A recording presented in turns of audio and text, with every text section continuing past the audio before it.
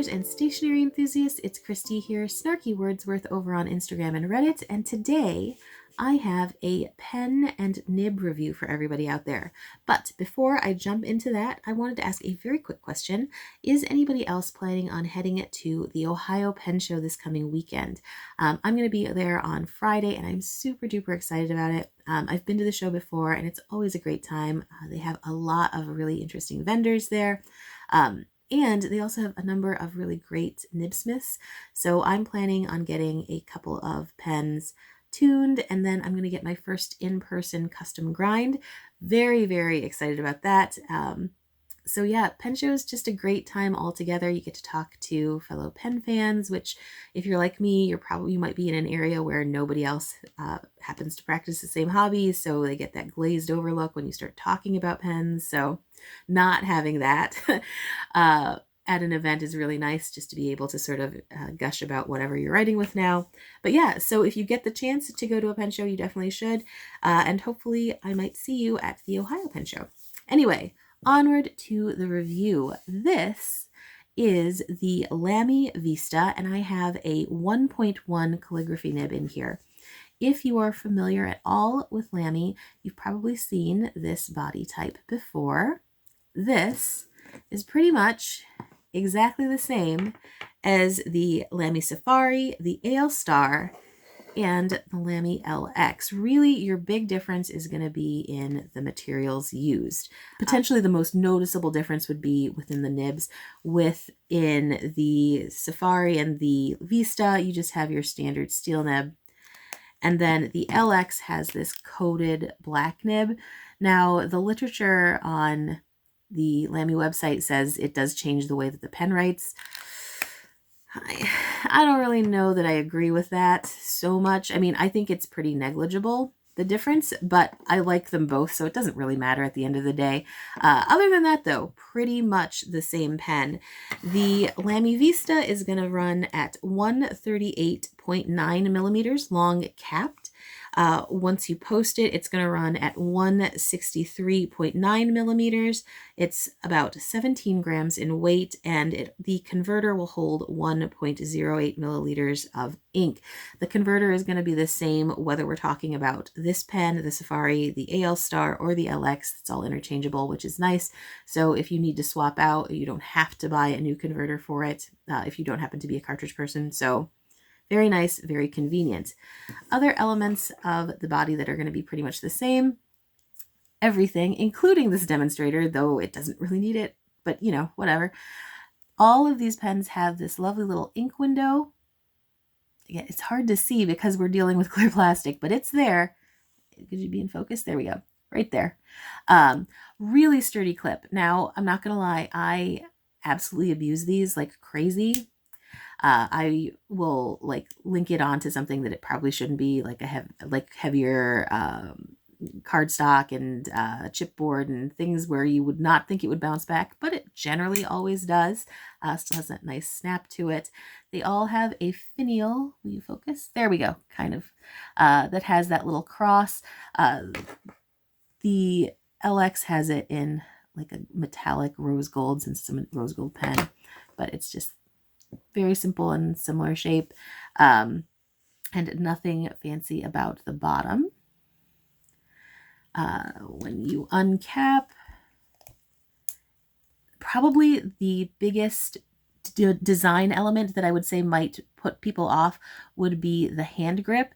I have a pretty traditional grip when I write with my pens, but if you hold your pen in a different fashion, these two flat sides might be a bother, so definitely keep that in mind. Other than that, it's a pretty standard pen. I don't find it unusual in any particular way. But yeah, sturdy, nice, and I do love a demonstrator. It has a slip cap, so it just snaps on there. And I will say it does a good job of staying on. I've never had the cap fly off. I always get a little bit nervous with caps like this that don't twist. But yeah, no, it's sturdy. It's good. I enjoy it. So in general, just a really solid, reliable pen. Just do keep in mind the hand grip. If you do have a different hand grip, that might be something that you want to think about before picking this up. Okay, onward to the nib. Now, the LAMY Vista comes in an extra fine, fine, medium, and broad nib standard, but I decided to pick up a special nib and swap it out. During one of my posts about stub nibs, a couple of people had recommended the 1.1 Calligraphy Nib to me. Now, I do really enjoy this nib. I think it writes really, really well, but I will say if you are expecting the same experience that you would from a stub, say from like TWSBI, it's very different. I'm trying to see if I can get it to focus right on the nib tip there.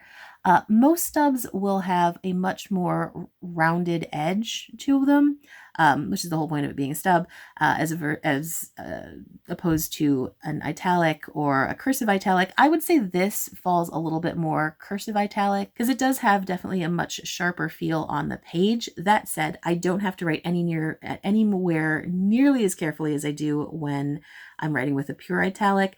I can write at my regular speed. It's totally comfortable, but you do feel the edges a lot more than you would with a standard stub. So again, just keep that in mind. I do really like the line that it puts down. It's a little bit more fine than a lot of other traditional 1.1 pens, at least within my collection. It's a little bit more fine, and I really like that. A lot of times I get really annoyed when I get a 1.1 and it feels like 1.4, 1.5, and I've had a couple that are like that. Anyway, so while this is not a stub, it is very, very comfortable to write with. I really like the way that it deals with a lot of inks, but it is also a slightly dry writer.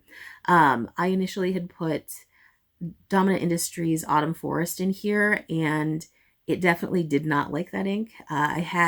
I didn't have like hard starts or anything, but it definitely was not a comfortable glide across the page, even for a more italic style nib.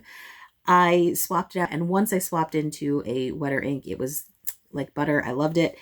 So yeah, just a couple of things to keep in mind.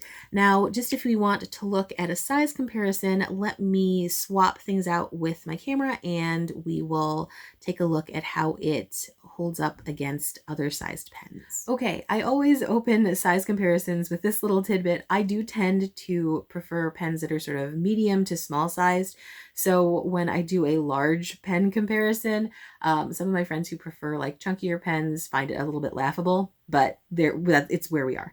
Anyway, compared to the largest pen in my collection, which is a Benu Euphoria, Lamy is not particularly large. I mean, it's about a centimeter smaller, so, you know, that is sizable. I will say it's much narrower, and it definitely has a different feel in the hand, especially if you post your Euphoria, which I do. So definitely a different feel. Then if you want to compare it to, say, an Esterbrook Esty, it's, again, about a centimeter smaller, but the girth of the pen is similar, I would say. So if you like an Esty's size and feel in your hand, it'll be quite a bit closer than, say, the Euphoria. And then here's a Decimo.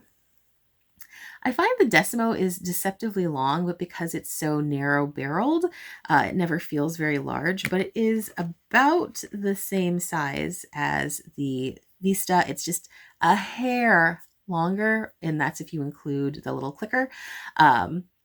So I find them quite easy to compare. So if you do happen to have a Decimo, it'll feel about the same size-wise anyway. And then going down from there is a Pelikan M400. The M400 is more than a centimeter smaller, so, you know, you're starting to get a pretty big size difference. You've got a Pro Gear Slim, which is about the same size as the Pelikan M400, and then just a teeny tiny Kaweco Sport. So you can sort of see how they all line up. For me, it falls kind of in the middle of my collection size-wise. Definitely a comfortable pen, even for someone like me who likes a smaller pen. The vast majority of my pens fall along this side of things.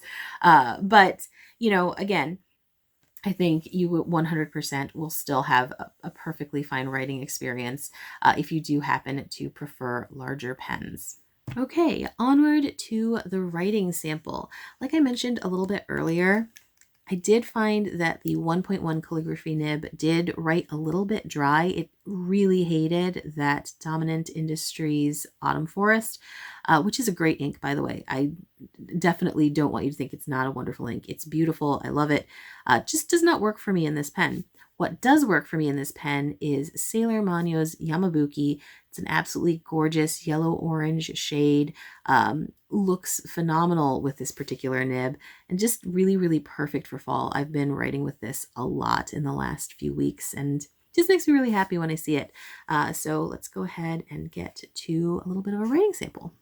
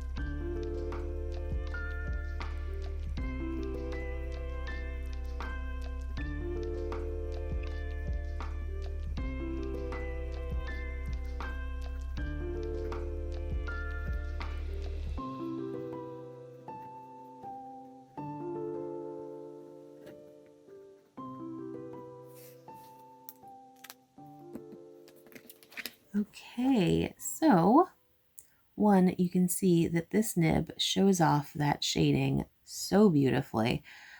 There's tons of line variation just by the nature of the kind of nib that it is, and I know it's hard to tell with me speeding up the video. I just don't want it to be any longer than it already is.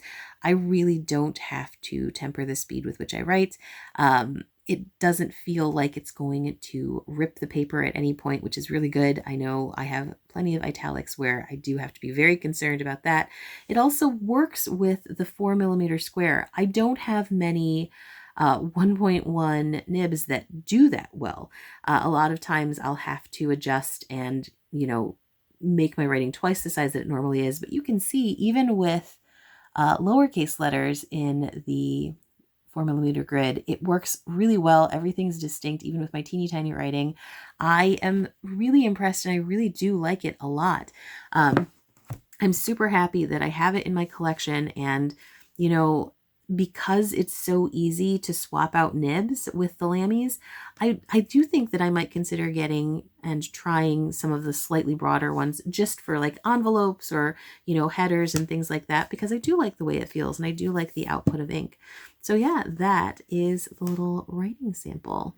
Okay, so that was the LAMY Vista with the 1.1 calligraphy nib. If this video was at all helpful, entertaining, interesting, whatever, please do consider hitting that like button or potentially even subscribing to the channel. If you have made it this far into the video, thank you so much. You are absolutely awesome. Please consider commenting if you have any questions, or if you happen to have any comments or opinions about the pen itself, or if you just want to chat about pens. I always love talking to people about fountain pens. So yeah, hopefully I'll see you in the comments. As always, thank you so, so much for joining me, and hopefully I will see you next time.